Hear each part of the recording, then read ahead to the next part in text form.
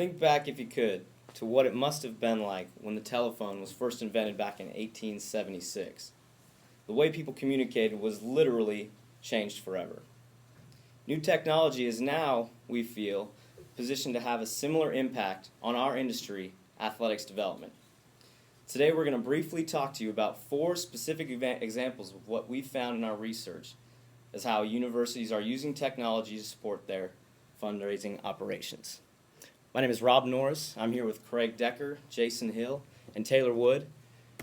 And we're going to review, just like I said, these 4 new uses of technology and what we feel are the best ways to impact fundraising today. Through our research, we evaluated what it takes to put forth an effective video appeal. And in our findings, we've discovered that effective videos play on the emotions of your donor. They really get them to act.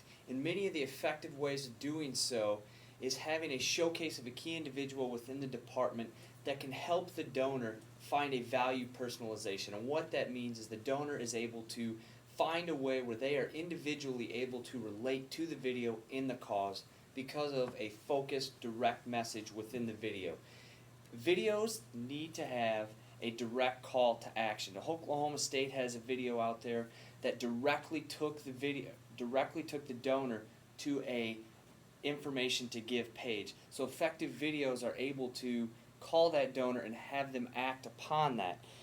Looking at various ways to disseminate the information to help get your message out there. You can embed it in your email newsletters, create a microsite like at Providence to house all your videos. Take advantage of the resources within the department by embedding your video on your department's YouTube page or within Facebook. The various delivery methods of disseminating your message can help increase your awareness. As far as producing the video goes, depending upon the resources at hand at the institution, there are various options. You could partner with the mass communications department, take advantage of interns within the athletic department. There are alternatives to schools for schools who do not have large budgets.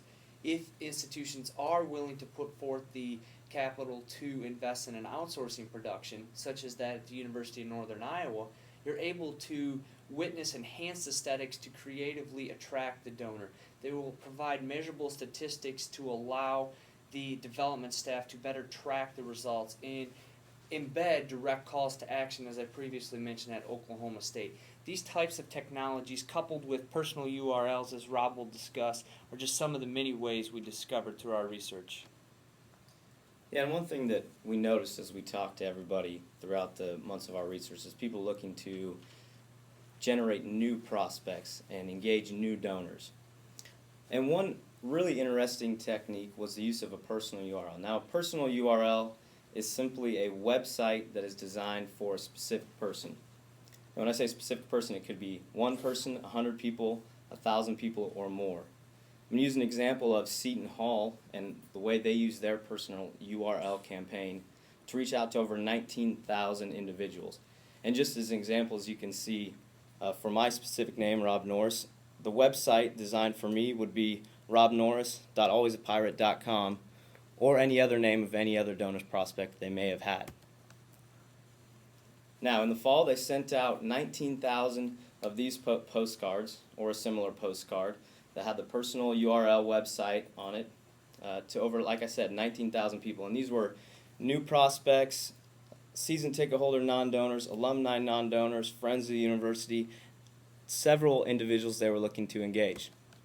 Now, when the donors went to their personal website, they were greeted with a video, a colorful page, a personal message, as well as an area to input updated contact information, addresses, phone numbers, emails, and when they did so, they would be rewarded by a gift. Seton Hall would send them a car magnet. And there was also a link to give online. And what they found was that 9% of the individuals they sent this postcard out to actually made an online gift, which is head and shoulders above any other response that they would get from a standard mail campaign. In addition, they were given emails, phone numbers, and addresses for more people, even if they didn't make an online gift.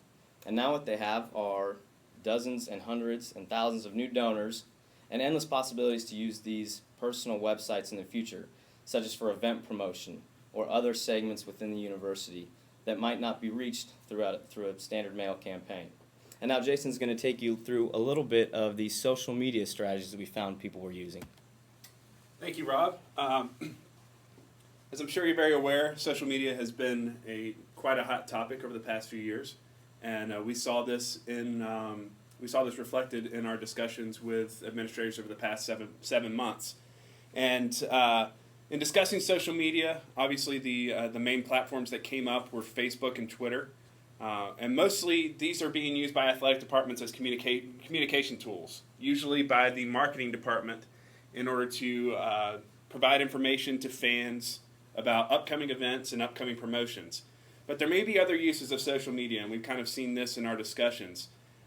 For the purposes of athletic development, we've seen the use of Facebook in order to gauge the pulse of your donors. Also, it has been used in some instances for prospect wealth identification. Finally, it's been used also for young alumni prospecting. But one of the best examples of the use of social media for athletic development that we saw was the use by the development department at Wyoming. Josh Rebholz, the associate athletic director, actually runs their Twitter page. It's the Cowboy Joe Club Twitter page. And he's used it in some pretty innovative ways. And the best example we saw was he actually used the Twitter page to send out a tweet to all followers saying that the first person that called and made a donation to the Cowboy Joe Club would get 2 courtside seats for an upcoming men's basketball game. This is a great example of innovative use of social media, and it could provide an avenue to reach out to potential donors who possibly are on the verge of giving and give them even more of an incentive to give. And next, Taylor is going to talk about email clients. So I'm not going to sit here and tell you guys that you should be emailing your donors. I'm sure you all know that. But what's really happening out there now are people are really striving to how to differentiate their emails from all the other emails that donors get. One way you can do this is by having an email client. Lots of these companies exist. Some of these are Razor's Edge, Constant Contact, MailChimp, and Pursuant. Most of these will cost a small amount, but they're going to allow you the ability to embed videos into emails, to create graphics, to send emails from head coaches or other administrators, and then get the reply alls to come back to the development officers. One interesting thing we did find was development offices are partnering with their coaches and their recruiting software to kind of differentiate themselves. One of these is Scoutware, the other one is FrontRush that we saw used. Northern Illinois uses Scoutware, West Virginia uses Scoutware, and Missouri uses Scoutware. So what these email clients can also do, they can help you manage your donor list, and they can also provide stats on open rates, how long the email was opening, and forwarding activities. This really allows you to determine what the most effective type of email will be. They can tell you if the donor is opening it, how long they're looking at it, if they forward it to any of their friends, and if they're doing this more often, then that's a more effective email for you. So with that, we'd like to bring it to an end. We thank you for your time here today and open it up to any questions.